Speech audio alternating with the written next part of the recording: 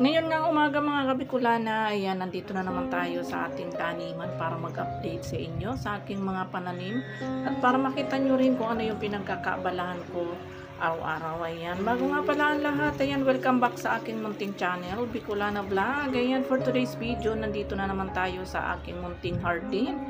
Ayan, kung nakikita nyo yan mga kabikulana, nakakatuwa ng pagmasdan. Hindi nakakasawang bisitahin maya't maya pagka ganito na ang mga tanim mo, diba? Nakakatuwa na, napakarami ng bunga. Itong upo ko na to nakakatuwa, kung hindi lang sana namatay yung ibang puno nito, kasi bali 6 to sana, namatay yung 5, isa lang na puno yung natira, kaya ayan. Pero ganun pa man, napakarami ng maliliit na sana ay sana magtuloy. Ayan, nabubulol pa tayo. Meron isang medyo malaki na. At yung ating tanlad naman, ayan, maganda na naman. At syempre, yung aking mga talo nga pala mga kabikulana, ayan, napakadami niyang bunga din. Nakakatuwa talaga pag sinilip mo sa gawing ilalim, puro violet ang makikita mo, puro bunga. Hindi pa man siya kalakihan, pero katamtaman lang, lalo pag ilalaga mo lang siya. Ganyan dapat kalaki ang masarap ilaga, yung sakto lang siya sa tiga, hindi siya ganong magulang pa. Ayan, makakatuwa lang siyang pagmasdan talaga, nakakawala ng pagod.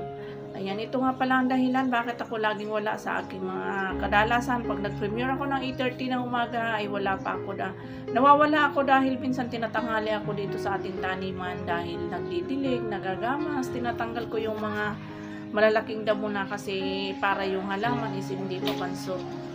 O diba, yung aking papaya, hindi ko alam kung ito ay bibigyan ako ng maraming bunga dahil pataas na siya ng pataas pero wala pa siyang bunga. Siguro kailangan ko na maglagay ng fertilizer na pampabunga. Hindi ko pa kasi siya nilalagyan at masyadong busy pa tayo. Ayan, napakaganda ng kapaligiran. Green na green. O diba? At yung aking mga pechay nga pala, harvesting na naman, malalaki na naman siya. Dahil sa sobrang busy ko nga, dahil meron tayong munting tahian, hindi lang ito ang ating pinagkakaabalahan, lagi ding ras yung ating tahi, kaya hindi ko na lang alam kung saan ko ilalagay yung aking katawan. Siguro kung ma-magic ko lang, kaya ko lang magicin ang aking katawan, gagawin kong 3, isa sa halamanan, isa sa tahi at isa sa bahay, tagalini, gawa sa buong bahay, all around. O diba? Kaya lang sadyang nag-iisa lang talaga ang ating katawan. At yung aking mga kamatis naman nga pala, yan kung nakikita ninyo. Ayan, at napakadaming bunga din ng aking sili. Ayan, nakakatuwa lang talaga. Namumukadkad sa bunga. Kaya saan ka pa? Magsipag ka lang, lalo ngayon napakamahal ng baboy at manok. Diyos mio. Ayan, isda man, galunggo ngayon. Yung isda na Gigi ngayon, halos 320 ang 1 kilo. O saan ka pa? Isda na lang, di ka pa makakabili-bili kung ang sahod mo sa isang araw is 300 lang, kulang pa pambili ng Gigi ng 1 kilo. Oh my goodness. O diba? Kaya kailangan natin magsipag sa pagtatanim kasi dito man lang bumawi-bawi tayo. Kasi pag wala tayong tanim, lahat bibilin. Ko po, Rudy, baka naman yung 500 mo isang kainan lang. Kasi ang baboy ngayon, ang kilo dito sa amin is 460. Ang manok naman 200 mahigit, at then ang isda naman 320 ang Gigi. Ayan, halos parehong presyo lang ang isda. Yung medyo liliit na isda na masarap ipirito, nasa 360 na ang 1 kilo. Pinakamura na yung galunggo. Kaya wag nang magtamad-tamad. Ayan, kumilos hanggat maaga bago tayo magutom. Kaya ako, di baling pumangit, ang mahalaga busog. O diba? Nakakatuwa lang talaga guys pag masdan, diba? Yung mga kamatis ko, napakarami ko nang na-harvest dyan. Punong-puno na yung chiller ng aking ref. Dahil hinog na yung iba, hinarvest ko na. Namatay pa yan, namatay pa yung iba. Namatay pa yung ibang puno ng kamatis. Halos yung karamihan, mas marami yung namatay kaysa sa natirang buhay. Yung aking mga sili, ayan, tingnan nyo nga. Kung nakikita nyo, green na green, napakagandang pagmasdan, diba? Nakakatuwa lang talaga. Oh, namumukadkad sa bunga. At syempre yung aking mga sitaw naman, ayan. O, kung nakikita ninyo, napakadaming bunga. Kaya paano ka tatamarin magtanim kung ganito karami magiging harvestin mo balang araw? O di ba? Pagod ka man pag nakikita mo na ganito kadami ang magiging harvest mo. Sus, talaga namang gaganahan kang magtanim ng magtanim, uy. O di ba? Napakasarap na sa pakiramdam pag yung mag-harvest ka na.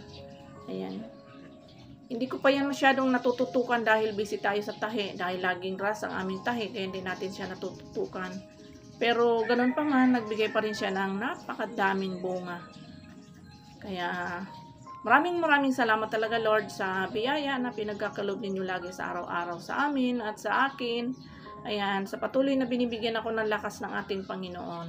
At ayan na nga pala yung aking na harvest. Ayan, medyo marami-rami na. Hindi ko alam kung ano luto gagawin ko dito. Bahala na kung adobo ba or paano ba. Ayan.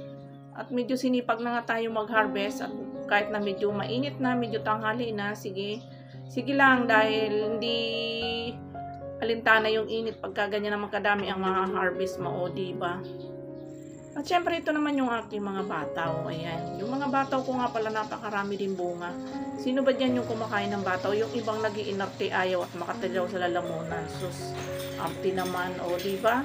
Ako, walang katikati dyan. Basta yung magiging laman ng aking sikmura, kain ng kain. O diba? Basta hindi nakakalason. Ganun yun. Kesa mag-inainarte ka ngayon, gutom ka. O diba? Yan, napakadami niyang bunga, nakakatuwa tanawin kasi diba green na green. Oh. Masarap sa mata, napakasarap niyang tanawin. Yung kulay pa lang ng kapaligiran, ayan, napakadami niyang bunga. Ayan, maraming salamat sa mga sumusuporta sa akin, guys. Thank you, ha.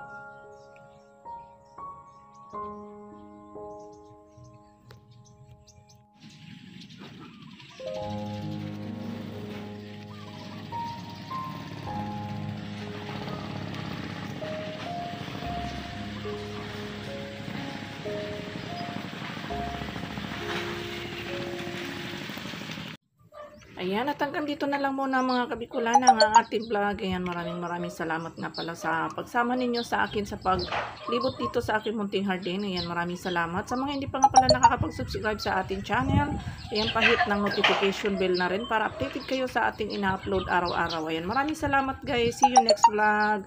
Maraming salamat guys sa iyong panonood. Thank you for watching.